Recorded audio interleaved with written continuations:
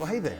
I'm Jonathan Atwell, lead pastor of CrossRoads Church, and in this video, we are beginning what most people think of as the Christmas story. Now, before we do, I want to ask you, who did you share your thoughts with from last week? The last couple weeks, I encouraged you at the end of the week to look through your journal entries from that week to find some insights from your devotions to share with someone. Who did you share those with? Were they encouraged? If you haven't done that yet, take a couple minutes today. Maybe right now, just stop and text somebody a note, somebody you care about, who cares about you, just to encourage them or just to let them know what God's doing as you're reading your Bible every day. It's good to talk with the people in our lives about Jesus. It's good to talk with the people in our lives who know Christ about Jesus, because then we get to encourage them. We get to share that with them. It's good to talk with the people in our lives who don't know Christ about Jesus, because maybe as we talk about the way He works in our lives and we share what we're getting out of His Word, maybe they'll have a desire to know and walk, to know Him and follow Him as well. And so take a minute to let somebody know. It's good to share your insights with someone. All right, now on to Luke 2. Take a minute now to read Luke 2, 1 through 7. What are the 4 questions we're asking each day when we read? The first one, what jumped out at you? The second, what does it say about God? The third, what does it say about people? And the fourth, how do you need to respond? So take a moment and read through that verse, read through those verses, Luke 2, 1 through 7, and then start the video back up. We'll talk about what jumped out at you.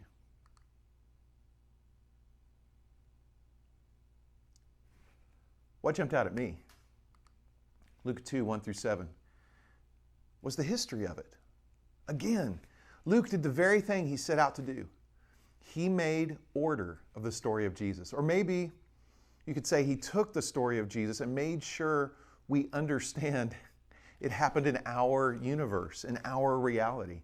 He tells us that it happened when Augustus was Caesar, when he called for a census or a tax. The government bureaucracy did what governments do, right?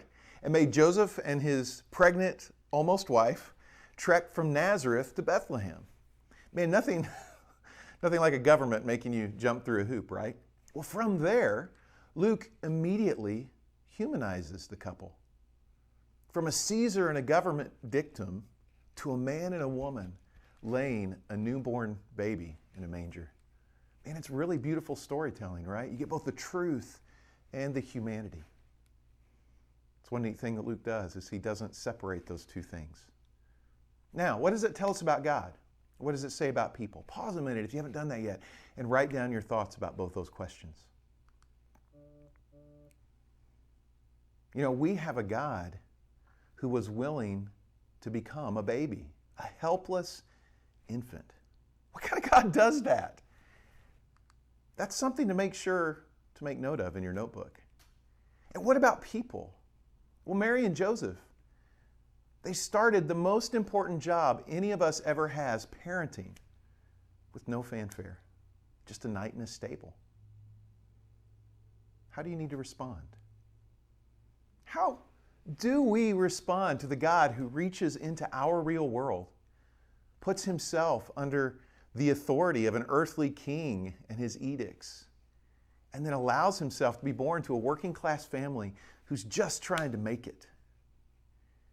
Last week, we talked in one of our devotions that sometimes the right response is simply worship, thanks and gratitude. I know how I need to respond to this.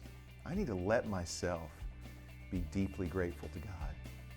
Maybe so grateful that today I will decide to follow Him. How about you? Thank you so much for walking alongside me in this video. Have a great day discovering Jesus.